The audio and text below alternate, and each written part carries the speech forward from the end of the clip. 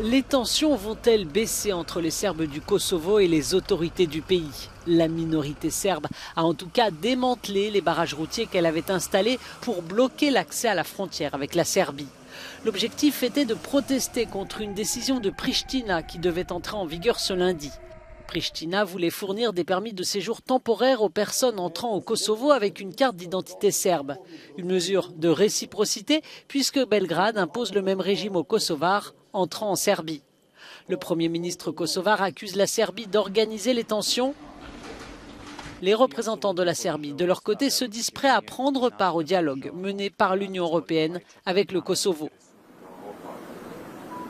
La KFOR, la force de l'OTAN déployée au Kosovo, avait averti qu'elle interviendrait si la stabilité était compromise.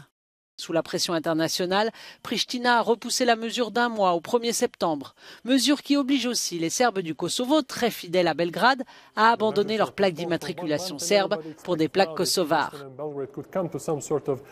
Les mesures sont reportées d'un mois, explique notre journaliste à Belgrade, et tout le monde s'attend maintenant à ce que Pristina et Belgrade parviennent à un accord d'ici le 1er septembre afin d'éviter que des incidents comme ceux de ce dimanche ne se reproduisent, car tout était très tendu et dangereux.